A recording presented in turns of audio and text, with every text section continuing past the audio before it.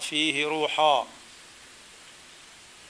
واصطفاه للرسالة كما اصطفى نوحا وإبراهيم وموسى وعيسى، وأشهد أنه هو الله لا إله غيره وحده لا شريك له، وأشهد أن محمدًا عبده ورسوله خير الأنام صلى الله وسلم وبارك عليه وعلى آله الذين فازوا بالمرام.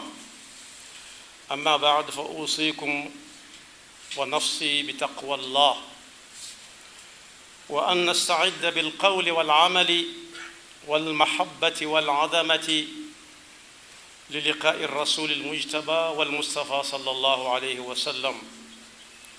ويفكر كل واحد منا بين المخافتين: لولا يعرفني شفيع المذنبين يوم القيامة أو لا أعرفه فإلى أين يكون للمصير.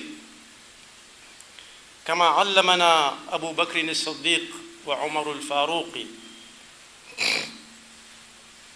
رضي الله عنهما أنهما لما وصلا إلى النبي صلى الله عليه وسلم بعدما أدرج في الأكفان قال: السلام عليك ورحمة الله، اللهم إنا نشهد أنه قد بلغ ما أنزل إليه ونصح لأمته وجاهد في سبيل الله حتى أعز الله دينه وتمت كلمته، واجعلنا يا إلهنا ممن يتبع القول الذي أنزل معه،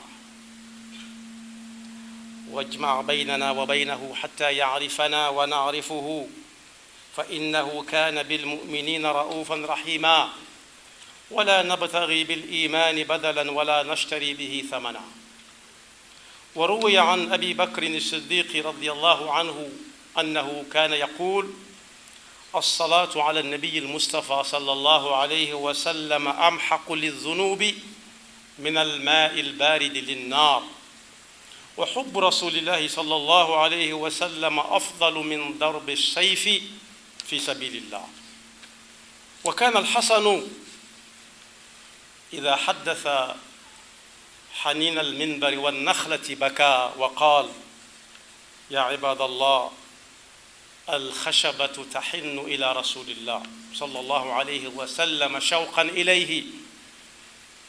إليه لمكانه، فأنتم أحق أن تشتاقوا إلى لقائه صلى الله عليه وسلم. وكان مالك بن أنس إذا ذكر النبي صلى الله عليه وسلم عنده يتغير لونه حتى يصعب ذلك على جلسائه. وكان محمد بن المنكدر سيد القراء،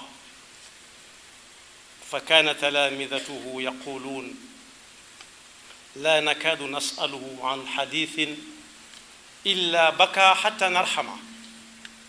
وجعفر بن محمد كان كثير الدعابة والتبسم، فإذا ذكر عنده النبي صلى الله عليه وسلم اصفر لونه، وما يحدث عن رسول الله صلى الله عليه وسلم إلا على طهارة.